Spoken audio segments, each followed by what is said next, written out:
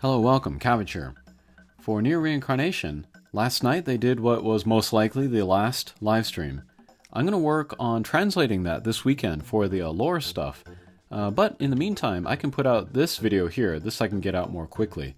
This will be looking at the concept art for various characters, and then I can give some insight into like Western fashion history or Japanese fashion. And then this will give us some insight into kind of like what goes into making a video game, maybe especially a mobile game. But what happens is that the art director will have like a list of requests or wants for the design of a character, and then we'll send it off to an artist who will often be a freelancer, and then the freelancer will draw up a bunch of concepts like we see here, send them back to the art director. The art director will choose one, or will combine elements of different roughs together, and then the final will be drawn by the artist, and then it will be put into the game. And then I have heard of this process taking like a year. It's not like the two of them are like, spending a year doing that and doing nothing else. But like that can be like how much time it takes from the initial concept of the character to finally implementing it in the game. Everything about making video games, there's more going on there than what looks like is on the surface. Alright, but first slide here, we have a New Year's Leon, and I saw this slide and I was like, damn it, I like all of them better than the one that they put into the game. I made a video of a fashion check kind of covering the costume. I'll link to that below in a playlist of all of the fashion checks that I've done. But yeah, my problem with C that we see here is that the coat, there are some like some structural inconsistencies when compared with a traditional kimono, and also the look of it. Yeah, I don't know, I don't love it. And then A is like a color change version of that. But of all of these, I would say B is my favorite. What he's wearing here is a more kind of traditional howdy coat.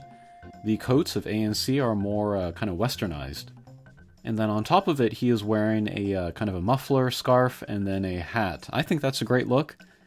And these are kind of touches that kind of throw back to the Taisho era, maybe like 1930s Japan, when they were mixing Western and Eastern kind of aspects together. And then another interesting thing about B is that he's not wearing the Hakama poofy pants. I wonder if people can see the difference, but compare B to either A or C, they have much more of a flare around their ankle, while Leon on B, he's just wearing the kimono so it comes straight down. I really like B, that's a cool look. And then talking about D and E, they're pretty similar.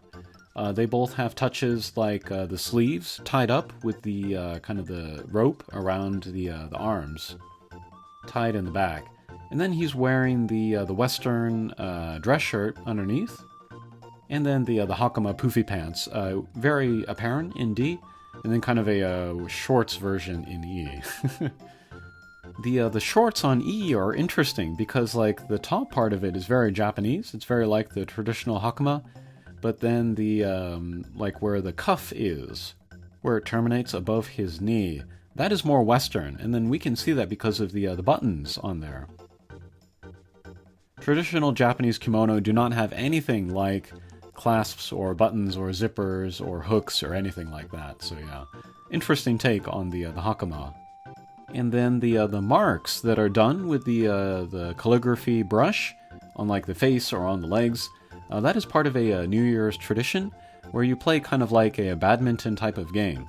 And then if you lose, then the other player can draw on you with the brush. And so this is after a match of badminton, and he lost a lot, and so he had a lot of drawings on him. In the live stream, they were surmising that he was losing to Demas in the game. Alright, next we have Summer Leon. A is the one that was put into the game. I think what's most interesting here is that B, that is like that's like the naval uniform from old, where it's like you got the collar in the back of that contrast color, and then the tie around the neck. I forget which country that was from. Some European country. It might have been France. I don't know. but that was adopted for the girls' uniform in Japan for high school. And so the Japanese have a very strong association with females, with women, and this type of uniform, when historically it's always been like a male uniform. And then I tell people here that originally it was a male uniform, and everyone here is surprised. But that's a very cool kind of effect on Leon, because he's sort of straddling the gender lines. So yeah, I really like B in this one. No problems with A, but yeah, B is cool. Alright, here we have Gale, and I never really have anything much to say about Gale's fashion, but that will give me a chance to explain why I never really talk about her. It's because her fashion is rarely based in history. It's much more futuristic or like sci-fi, so yeah, I can't really talk about it as much. But this is Fractured here. And then next we have the new-ish festival. This is kind of based on like circus fashion, maybe from France, around the era of like Moulin Rouge, that kind of thing. But yeah, very cool look on all three of these. Alright, and here we have Demas. This is his New Year. And this one too, I was like, oh no, I like every version more than the one that made it into the game, which is B. Yeah, I talked about this in the review video for that as well. But B feels more like kind of like a very modern take on a kimono. Or maybe like a Westerner's version of a kimono. Of all of these, C and D, I think, and maybe E, are more traditional. But all three of them are wearing the hakama, poofy pants. And then on E, he has one shoulder off. Strangely though, it looks like he's wearing his kimono over the hakama, which is unusual. That's how we're seeing those kind of diagonal red lines come in. D, he's got some sort of like Western accessories on there. He's got the scarf draped around the neck, he's got the hat, but maybe most importantly, he's got kind of a turtleneck underneath the kimono. C is maybe the closest to traditional. He's got the Japanese-style haori coat over everything. He also has a muffler around the neck that's covering the inner part, but that might be just like a traditional, no kind of Western dress shirt under there. And then A looks like a modified version of B. Although I do like the hat of A and B more. They were saying that they passed on C, D, and E because he had a hat similar to a Nier's Griff. That makes sense to me. Alright, and here is Abyssal Griff. I really like C and D more than A and B. A and B are so similar to like the 2-star version or the Dark Memory version, and so it felt like just like a third version of something that we've already seen before, while C and D would be very new. But they were saying that like since Demas was the first Abyssal character, they wanted to go with something more basic. I wish they had gone with one of the other ones, but oh well. But very cool look, regardless. But yeah, C and D, they look kind of more kind of Castlevania or Bloodborne than the other two. Alright, and then we have Akaha. This is Bloody Akaha. A is the one that is in the game, and this is one of my probably top 5 favorite costumes in the game. I should make a video about my favorite costumes for every character.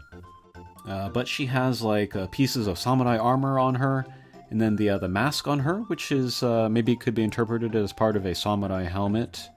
Or it could be kind of a broken section of like a Hanya mask, the Hanya demon. B looks a little bit more kind of toned down. I don't see any armor there. And then a kind of a cat mask. That's cool. We saw something similar on 2B in the Nier Automata Switch version. And then on C, she has a little bit of kind of Tengu imp details, which we will see later on New Year's Udil. So maybe they passed on it here with Akaha and then brought it back for Udil, perhaps. Alright, and then we have Summer Akaha, looking good. B is the one that is in the game, or the closest one, with the hat. Not a lot to say here, but, you know, kind of lots of sort of Asian, Chinese touches to them. And then we have Anniversary Argo, looking good. Went with C in the final version. I would like to do a proper fashion check for Anniversary Argo, because I finally got for him. I actually exchanged for him in a banner. But they were all like, oh, he's wearing sunglasses, he looks so cool. Strange that the sunglasses didn't make it to the final game. I think it would have looked really good. And then here is Shadowbound Argo. They all look like kind of very close variations on each other. A is the one that made it to the game. And then we have Anniversary 063Y. Also got some sunglasses here. I complained very much about the size of the hat. But even here in the artwork, we can see it's too small for his head. It's like resting on top of the crown of his head, rather than going around like the brow. So yeah, that's too bad. So for that reason alone, I prefer B and D. Alright, and then here is a Divine 063Y. A is the one that made it to the game. I like C though. It looks kind of weird and messed up. I like it. Okay, and then Bloody F66X. I think B was the one that made it to the game. I like that a lot. That's one of my favorite F66X costumes. Alright, then we have Abyssal F66X. Can't remember which is the one that made it. It was either A or C, I think. But I like the effect of like the helmet, you know, from the 2-star in there. Kind of bugging out back there. Okay, then Christmas Lars. A is the one in the game. I really like the earmuffs from B, though. And to be honest, you know, using A, Christmas Lars in battle, in-game, his hat covers so much of his head that, I don't know, it kind of feels like it has less character compared to other Larses. And maybe the sweatshirt of B I like more than the knit sweater of A. Alright, and then we have Bloody Lars. I believe it's A that is in the game, which is really cool, but I really like E, too. I like that hat, although it does kind of maybe look very similar to the hat on Bloody Griff, so maybe that's why they went away from that. Berets. Berets are cool. Okay, and then here we have Griff. This might be the Recollections of Dusk version. D is the version that is in the game. I like B, though. I like that it's very, very formal. It's got the sash across the middle. It's got the hat. And it's got the collar of the coat done all the way to the top. So we can see that the neck is very high compared to all the others. So he's probably not wearing a necktie under there. And he's got the high boots, but without the long coat. Really, really like B. Okay, and then here are various versions of, 3-star Griff. They went for A, but there are little titles underneath each one for kind of like different situations or different times. A is super lightweight, it says. B is for like tactical. C is cold weather. And then D is casual or like day off wear. Yeah, they were lamenting not being able to put all of these into the game. Alright, here we have Summer Noel A. I personally don't like when they try too hard to give the kind of the flowy sleeves to Noel. So for that reason, I kind of prefer the C or D version here. I do like the visor on D. That's kind of cool. Okay, and then we have Festive Noel. We got A in the game. I really like A. C is cool though. That's a special hat there. But I really like B as well, just because it has kind of a sort of a traditional, sort of a high-waisted dress skirt on there. But yeah, all of them are cute. Okay, and then we have Lavania. This is Anniversary Lavania. C was the one that was put into the game. But yeah, they were talking about how, like, it's always so fun, the different versions of Lavania, because he can change so much. Not just in what he's wearing, but, like, in the shape of his body. Actually, that reminds me, I do want to do a fashion check for Lavania, because kind of each of his versions sort of reference a different thing. It might be like a cockroach, or Power Rangers, or Godzilla, or like, in this case, like a medieval knight with the armor. But yeah, there was a very kind of a broad design space for Lavania, I felt, and they did take advantage of it. Alright, and then here they have Festive Lavania. They were talking about the different wings and the different feet on each of them. It's kind of cool how, yeah, he's just so versatile with his body types. Okay, and then we have Fio. This is New Year's Fio. A is the one that is in the game. I can't remember if I did a proper fashion check for her, but she is like a shrine maiden for the Shinto shrines, while B and C are more just kind of like a standard kimono. But yeah, very cool color palette. The white and the red and a little bit of green in there. The very long sleeves on a kimono is very typical for girls of her age wearing kimono. And then on C, she has kind of a fur stole around her neck. That's also pretty typical for New Year's. All right, and then we have Divine Fio. B is interesting because this is kind of the closest to sort of like everyday wear. Almost looks like a uniform for a boarding school or that kind of thing. But yeah, A is the one that made it into the game. All right, next we have Sadu. Abyssal Sadu. This is very based on the 2-star version. Maybe A is the closest one to that with the hat. But B has the wings, and then C has like kind of a totally different coat over her standard wear. And then here is Summer Sadu. They went for the most revealing one, which is distressing to me. I like C, I guess. Why not? Okay, here are various versions of Priet, Shadowbound Priet. A is the one that's in the game. C is kind of funny. I like that. Kind of looking like she's wearing like boxing gloves and then a mask. Alright, and then we have Christmas Priet. A is the one that made it into the game, and I didn't notice this, but her ears are kind of sewn back to give her sort of a rounder headed look, so it looks more like a snowman. And then snowmen in Japan, they're more often going to wear a bucket on their head rather than a hat or a cap. Alright, and then we have Swimsuit Marie. I guess maybe the biggest insight here was that Sarafa, she had the pink hair, and then Sadu, she had kind of a grayish, bluish hair. They were thinking of giving Marie sort of a kind of a light green hair, but they stuck with the blonde. I almost wish they went for it, because I would always mix up Marie and Hina. Okay, and then we have various versions of the Christmas version. I like all of these. Those kinds of hats that we see there on, A, B, C, and D, those are deep dives. We do not see hats like that these days, but maybe 19th century saw more of those for sure. Okay, and then we have Yuri. This is Anniversary. I've called this one, it looks like an alien from original series of Star Trek. A, that's what that looks like to me. B kind of has a Chinese flavor to it, with the flared legs and then the headpiece there. Of all of these, maybe I like D. I just like that kind of exposed collar and then the bare shoulders. I like that. Okay, and then we have different versions of Festive Yuri. B is the version that was in the game. But I like kind of the braided, sort of like tied up hair of A and C.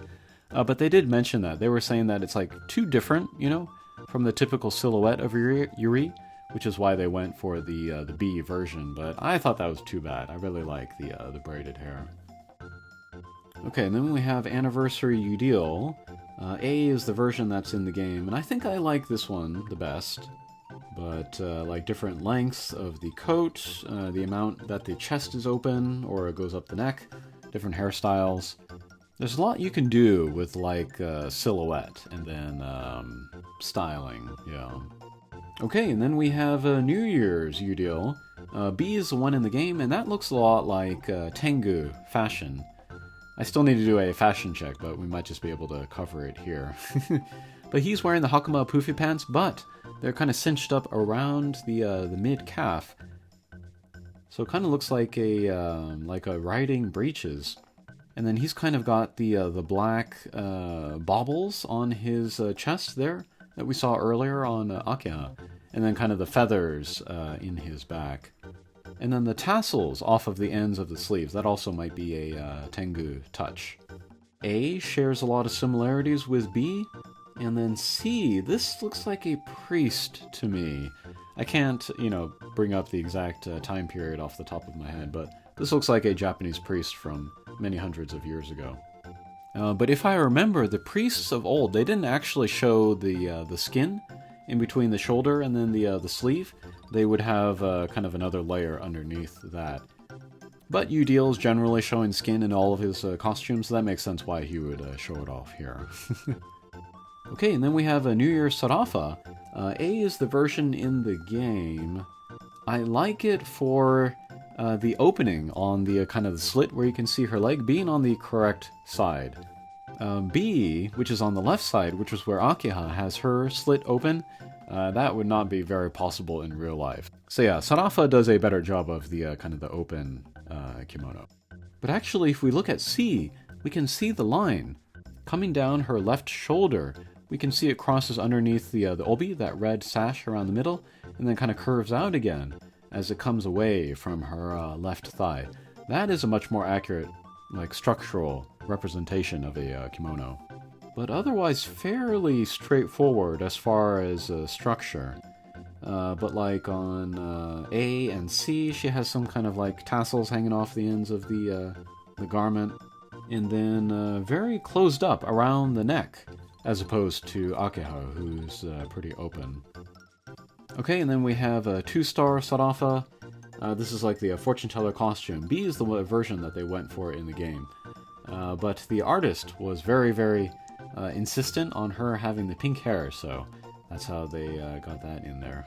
Actually, looking at it now, C and D, they kind of look Yorha, you know, with the goggles, with the kind of the eye covering. But yeah, I do like that they went for the mouth covering instead, like on A and B. Okay, and then we have Hina, and then this is the 3-star handout, which has kind of like a modern day, kind of technical, tech wear sort of a fashion. B is the one that's in the game. I like this one a lot. She's wearing kind of a dress shirt, sort of as like a shirt dress, extremely short. But yeah, it's where like you can see the collar of it, and it pokes out the bottom of the top that she's wearing. Kind of acts like a dress, maybe like a mini dress. C is maybe a little bit less modern. It still has kind of that tech harness that she's wearing over her chest, but more kind of a throwbacky dress shirt with a short sleeve and the pleated skirt. Kind of looks like a school uniform, but accented, you know, with the fingerless gloves and the chunky sneakers. And then A looks the closest maybe to her school uniform, wearing a kind of a loose sweater over it. But interesting detail here are the sock garters. Those are those black things that are kind of clipped to the top of her socks so that they don't fall down. Nobody actually uses this in modern day Japan. I've seen it in person, but like they have a special kind of like a glue stick, which you can apply to your calf and then stick the sock to it, and then it won't fall down over the course of the day. I was shocked to see that. Next is Yuzuki, Anniversary Yuzuki. A is the version in the game. I like D though. I like the all-over pattern. It's kind of low-key garish. But kind of like what I like best about this outfit is the gathering of the pant around the ankle. I really like that look. And I feel like if you can do that, you can get away with a lot, silhouette-wise. Maybe one of these days I want to talk about silhouettes in men's fashion. Okay, and then we have the Yorha collaboration with Hina and Yuzuki. Here's Hina first. They said, let's do a hood because that would be different. And I was like, we gotta look at these characters, you know, from the back. I would rather that characters don't wear, you know, hats or hoods that cover their entire head, but whatever. And then with Yuzuki as well, they went for the hood, and I was like, okay. I guess it's accurate to like the original kind of Yorha look, but yeah. Maybe A, B, and C looks a little bit too similar to Griff or like the Commander White, so yeah, I don't know. Okay, and then finally we have 10H. All of these are pretty different. I don't know which one I like. Lots of different hairstyles as well, so yeah, they obviously worked a lot on 10H, but I really like how she turned out. And then second slide, even more designs for her. Personally, I like B, but it doesn't feel very Yorha to me. E feels much more Yorha, so yeah. And then it looks like by this point they've kind of finalized the haircut. But yeah, those were all of the kind of the costume rough drafts that they showed in the live stream. And pretty generous. They showed like 2 slides per character, so that was super cool to see. But also kind of makes you sad that they didn't put more of these costumes into the game with the 3D viewer. Okay, that'll do it for this video. I'll get to work on the translation next. Thanks for watching, and we'll see you again. Take care.